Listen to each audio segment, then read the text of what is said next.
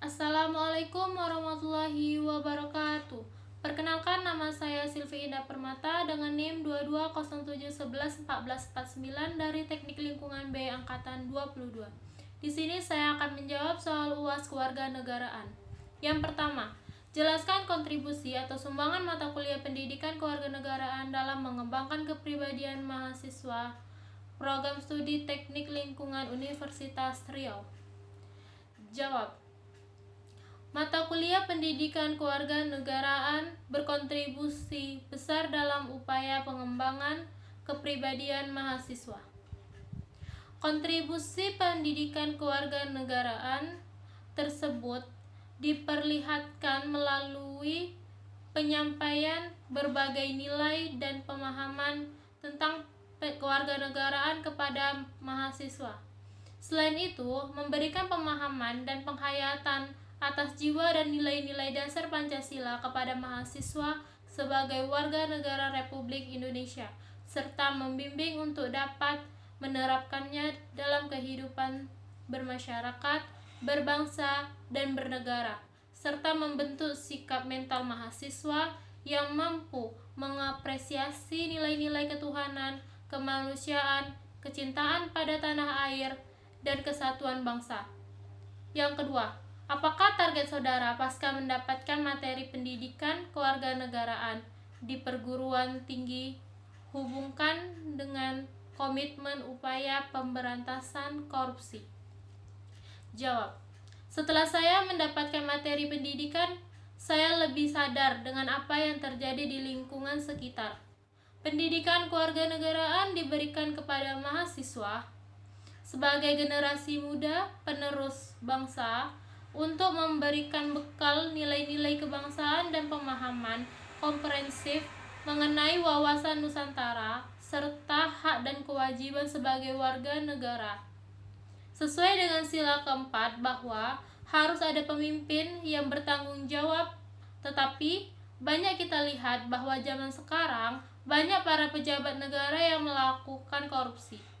Untuk itu, setelah kita mempelajari materi ini, saya ingin mencegah korupsi dengan dukungan masyarakat agar negara kita bebas dari korupsi. 3. Jelaskan bagaimana mengaplikasikan nilai-nilai Pancasila sebagai kehidupan berbangsa, bermasyarakat, dan bernegara di segala bidang dapat terwujud dengan baik. Jawab. Yang pertama, akui dan melaksanakan persamaan hak dan kewajiban. Yang kedua, saling melakukan kegiatan manusia dan bersikap tegang rasa. Yang ketiga, menyayangi sesama manusia. Yang keempat, melakukan kerjasama untuk kepentingan berbangsa dan bernegara. 4. Jelaskan faktor-faktor yang mempengaruhi wawasan Nusantara. Jawab. A. Faktor wilayah. Wawasan Nusantara dipengaruhi oleh faktor wilayah, yaitu asas kepulauan, bahwa pulau-pulau tersebut selalu dalam satu kesatuan yang utuh, sementara unsur lautan antara pulau-pulau berfungsi sebagai unsur penghubung, bukan sebagai unsur pemisah. B. Faktor geopolitik dan geostrategi. Pandangan geopolitik bangsa Indonesia didasarkan pada nilai-nilai ketuhanan dan kemanusiaan yang luhur dan dengan jelas dan tegas tertuang di dalam pembukaan Undang-Undang Dasar 1945. Bangsa Indonesia adalah bangsa yang menolak segala bentuk penjajahan karena tidak sesuai dengan pri kemanusiaan dan pri keadilan. Geostrategi yaitu upaya bagaimana pencapaian tujuan atau sasaran yang ditetapkan sesuai dengan keinginan politik. Dalam melaksanakan geostrategi bangsa Indonesia adalah kenyataan posisi silang Indonesia. C. Perkembangan wilayah Indonesia dan dasar hukum. Perkembangan wilayah Indonesia sejak 17 Agustus 1945 sampai 13 Desember 1957. Wilayah Indonesia ketika merdeka meliputi wilayah bekas Hindia Belanda berdasarkan ketentuan dalam Territorial Sea and Maritime Kringen Ordonnance tahun 1939 tentang batas wilayah laut teritorial Indonesia. Ordinansi tersebut menetapkan batas wilayah laut teritorial sejauh 3 mili dari garis pantai ketika surut dengan asas pulau demi pulau secara terpisah-pisah. Sebagian besar wilayah perairan dalam pulau-pulau merupakan perairan bebas. Hal tersebut tidak sesuai dengan kepentingan keselamatan dan keamanan negara Indonesia. Kelima, ketahanan nasional diselenggarakan dengan pendekatan kesejahteraan dan keamanan. Jelaskan mana yang lebih penting, mewujudkan kesejahteraan atau keamanan. Berikan alasan saudara. Jawab. Realitanya, keamanan itu begitu mahal. Negara kita yang saat ini relatif aman dan stabil, sering pula merasakan begitu langka dan mahalnya rasa aman itu. Mewujudkan rasa aman bukanlah suatu hal mudah, sepele, namun gampang. Terlebih lagi bila dihadapkan dengan kompleksitas dan kemajemukan Indonesia sebagai suatu bangsa dan negara. Stabilitas keamanan negara dengan tetap menjunjung tinggi sendi dasar demokrasi merupakan kunci mendasar pembangunan kesejahteraan. Pembangunan kesejahteraan sangat memerlukan stabilitas keamanan sebagai penopang utama pesatnya pertumbuhan perekonomian dan sendi-sendi kesejahteraan. Saat ini banyak kalangan yang menganggap stabilitas keamanan sebagai angin lalu karena situasi relatif stabil, aman dan kondusif, sehingga wajar mereka berpendapat demikian. Di kepala mereka, kesejahteraan adalah hal paling utama yang harus dikejar. Namun, perlu diingat bahwa seringkali kita baru menyadari arti penting sesuatu saat kita kehilangan hal tersebut. Namun, sungguh terlambat dan berujung penyesalan. Kita pasti merindukan situasi aman ini suatu saat nanti apabila kita gagal menjaga dan merawatnya dengan baik dan benar. 6.